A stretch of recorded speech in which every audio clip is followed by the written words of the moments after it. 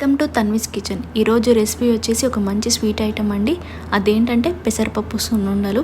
మామూలుగా సున్నుండలు మనం మినపప్పుతో చేస్తూ ఉంటాం కదా, కానీ నేను ఇక్కడ మినపప్పు పెసరపప్పు రెండింటి కాంబినేషన్లో ఈ సున్నుండలను ఎలా చేసుకోవాలో చూపించబోతున్నాను.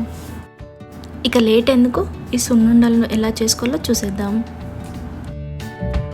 ఇక స్టవ్ వెలిగించి స్టవ్ మీద ఒక ప్యాన్ పెట్టుకొని అందులో పావు కప్పు గుండు మినపప్పును వేసుకోవాలి. ఫ్లేమ్లోనే ఈ పప్పును ఒక 3 minutes వేయించుకోవాలి. ఇవి కొద్దిగా వేగిన తర్వాత ఇందులో 1 కప్పు పెసరపప్పును వేసుకోవాలి. మినపప్పు కన్నా మనకు పెసరపప్పు త్వరగా వేగిపోతుంది కదా, అందుకని మినపప్పు కొద్దిగా ఫ్రై అయిన తర్వాత పెసరపప్పును వేసుకోవాలి. ఈ పప్పులను లో ఫ్లేమ్లో మంచి రంగు వచ్చేంత వరకు ఫ్రై చేసుకోవాలి.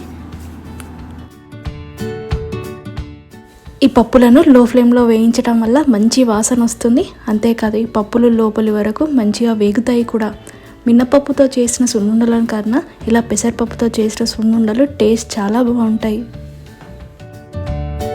ఈ పప్పులను ఇలా కలుపుతూనే లో ఫ్లేమ్లో ఎక్కడ మాడకుండా ఫ్రై చేసుకోవాలి.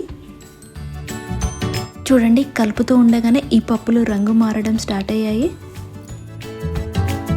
పప్పులు ఈ విధంగా బ్రౌన్ కలర్లోకి రావాలి. ఇప్పుడు స్టవ్ ఆఫ్ చేసుకొని వీటిని పూర్తిగా చల్లారనిద్దాం.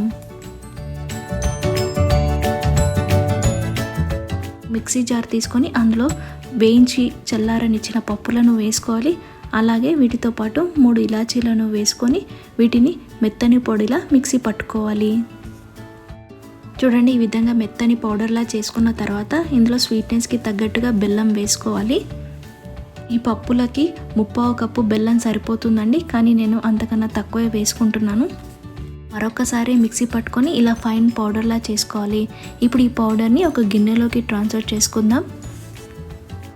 చుట్టుకోవడానికి నెయ్యి కావాలండి, కాబట్టి ఇందులో గోరువెచ్చగా చేసిన నెయ్యిని వేసుకోవాలి. మిక్సీ పట్టిన పిండిలో వేసుకున్న నెయ్యి మొత్తం కలిసిపోవాలండి. ఇంతవరకు బాగా మిక్స్ చేసుకోవాలి. చూడండి, పిండిలో నెయ్యి బాగా కలిసిపోయింది కదా. ఇప్పుడు ఉండలు చుట్టుకోవడం స్టార్ట్ చేద్దాం. మనకు నచ్చిన సైజులో వీటిని ఉండలు చుట్టుకోవాలండి. ఇలా మీకు నెయ్యి సరిపోలేదంటే మరి కాస్త నెయ్యిని యాడ్ చేసుకొని ఉండలుగా చుట్టేసుకోండి. చూడండి, ఇలా వేళ్ళ మధ్యలో ప్రెస్ చేసుకుంటూ వీటిని చిన్న చిన్న ఉండలుగా చుట్టుకొని ప్లేట్లోకి సర్వ్ చేసుకోవాలి. మిగతా పిండిని కూడా ఇదే విధంగా ఉండలుగా చుట్టుకొని సర్వింగ్ ప్లేట్లోకి సర్వ్ చేసుకుంటే పెసరపప్పు మినపప్పు కాంబినేషన్లో సూపర్ టేస్టీగా ఉండే సున్నుండలు రెడీ.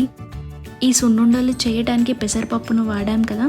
ఎండాకాలంలో ఇలా పెసరపప్పుతో చేసిన ఐటమ్స్ తీసుకోవటం వల్ల వంటికి చలువ చేస్తుంది. అంతే అండి, ఎంతో టేస్టీ అయినా హెల్దీ అయినా పెసరపప్పు సున్నుండలు రెడీ. చూసారుగా, పెసరపప్పు మినపప్పు కాంబినేషన్లో సున్నుండలను చేయటం ఎంత ఈజీయో. డెఫినెట్గా మీరు ఒకసారి ట్రై చేసి చూడండి.